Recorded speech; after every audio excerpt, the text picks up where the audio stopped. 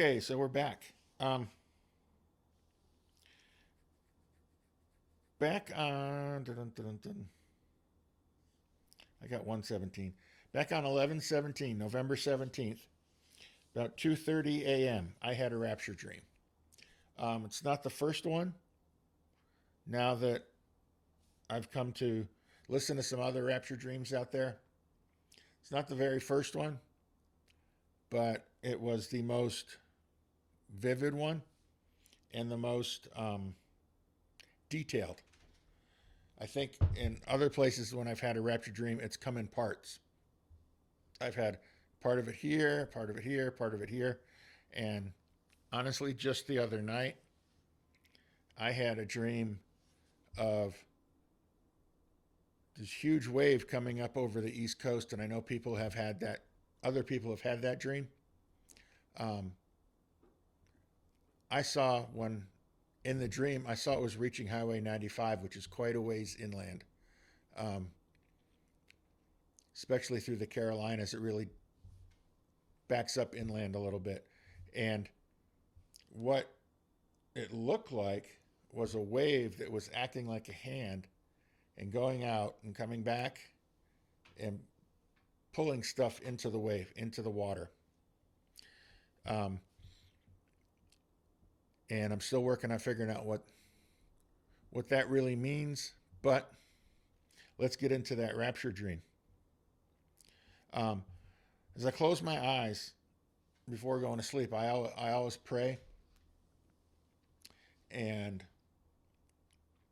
pray for my family, pray for God's will to be done in our lives, pray for God's will to be done in the world. As we see the world literally falling apart, um, I just pray for that, and I pray for the lost, those who are not quite sure yet. See the previous video where we talked about the gospel. Um, and in that dream, I heard and saw many things. Um, First thing that happened was I heard a crash of thunder, and that was mixed with a growling wind, like a not so much a tornado, but more like a Category 4 hurricane, where the wind's got this almost human human scream to it. It's kind of hard to describe, but it sounded like that. And then at the same time, what sounded like thousands of brass horns playing out a single note, in all the different octaves. So it was like if you took a C on a piano and found all the C's and could hit all of them down at once, times 10. Um, that's what it sounded like, but it was horns. Um, and it was a deep rumbling sound that penetrated your body, like you could feel it.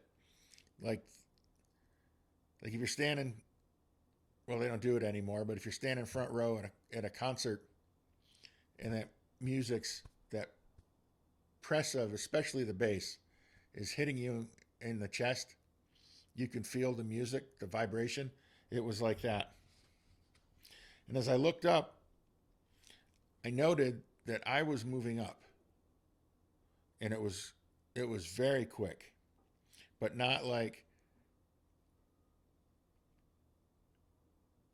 in an eerie way. It was a very comfortable way to move up. Um, I went up through the roof of the house. It's the current house we're living in. Um, Saw the top of the roof, saw the neighborhood, saw the general region, the Black Hills, and just kept going up and up and up. And then I was surrounded by thousands and thousands and thousands of what I can only describe as angels. They were they were beings. They were light. They were guiding us.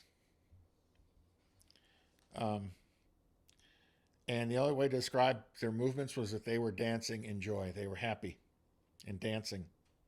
Um, and at that moment, an angel was right next to me, And I asked if my family was okay. And he showed me that all of our family, those that live in South Dakota, some are in South Carolina, some are in North Carolina, a couple in Minnesota,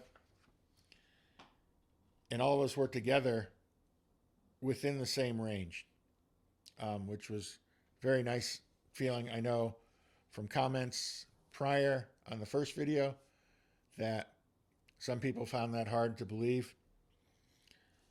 But I'll point you to a couple of things here, and we'll stop. In Exodus, you put the blood of the lamb on the doorposts, and you brought your family in under that covering. In the flood, Noah was promised that his family would be on the ark for his works, for him following God. And then in Acts, okay, so after the commotion, there's a passage in Acts where Paul and Silas are in jail and they're praising God and singing, and there's a rumbling, an earthquake type thing, and all the chains fall off, all the doors are open, and Paul and Silas stay remaining sitting on the floor in the jail. And the jailer comes and says, basically, how can I be saved like you guys? I want this. And they tell him, just believe in Jesus and you'll be saved. Then they finish it off with you and your entire household. So there's those promises that your household and your family will be saved with you. And I like to stand on that. And I think we've been talking about that through the past year and a half doing family Bible study, how important the family is. And this picture, I think, was given to me as confirmation to that we were on the right track.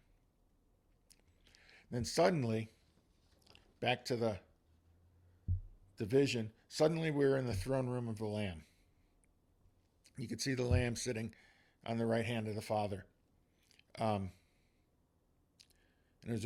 there was thundering, and there was sounds and lights. There was angels. There was a constant music playing everywhere.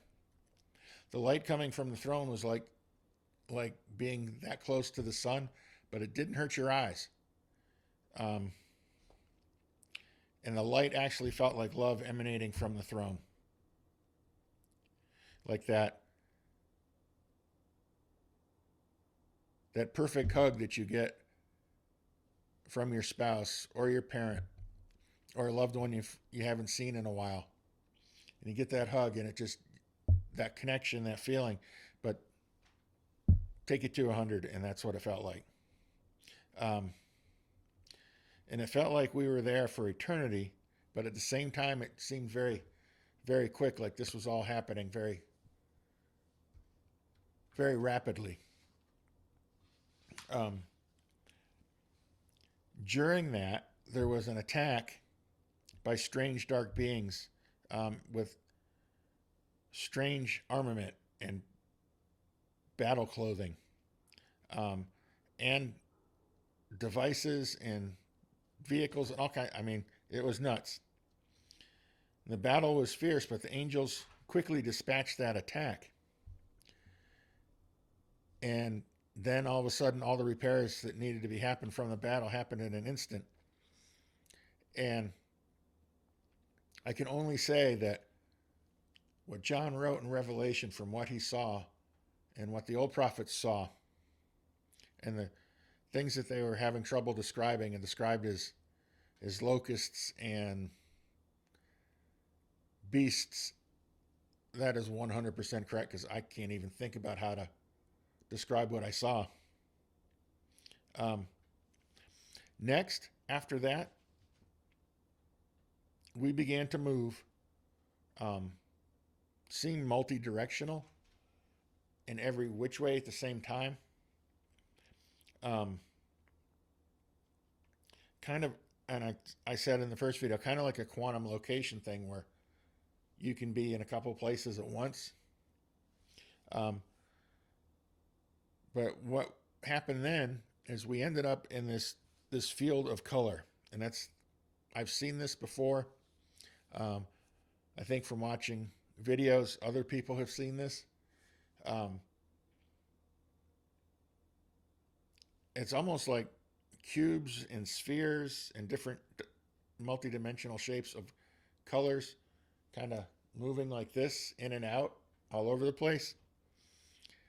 And some of the colors were the colors we see in the regular spectrum. I knew the colors. Some, excuse me, some were colors I hadn't seen and can't even come close to describing. Um, but the colors all had a different tone with them. And when they passed each other, it made like, let me use music examples again, it made chords. And so there was music emanating, and it was absolutely beautiful. It was absolutely peaceful. It was it was heavenly. It's the only way to describe it. Um, Somewhat like when you're on a keyboard and you hit the angelic voices thing and you get that, but not not exact, not the same. But that might give you an idea. Um, and the music was peaceful and relaxing, but it gave you energy too. It was something different. And then um, I kind of came back into our world as my insulin pump alarm went off, looking for me to calibrate. Um, that was at 4 a.m.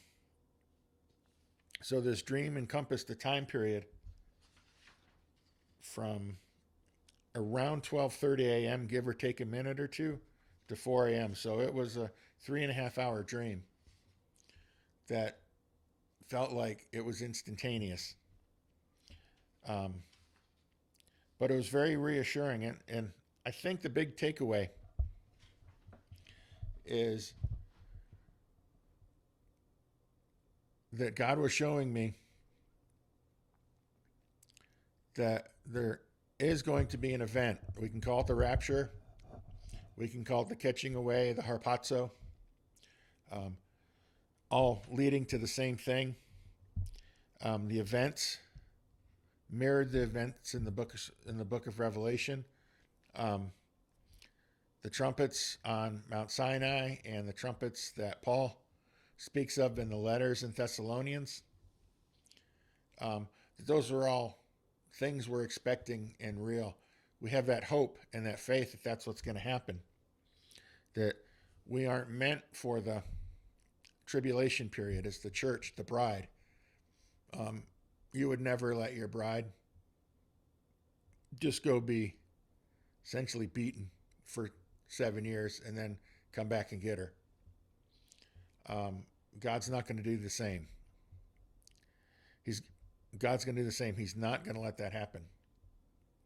Jesus is coming for his bride, and as it's stated in the New Testament, as it's stated in the dreams that many people have had, and as we know in our hearts,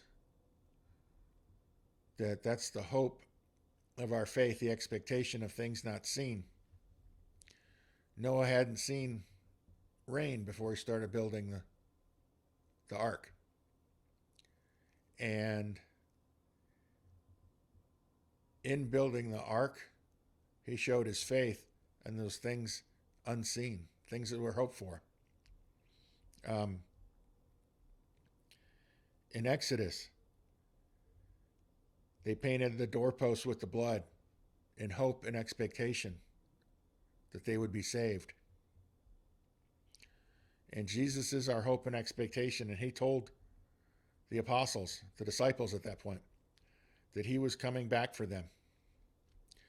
That in his Father's house there are many mansions.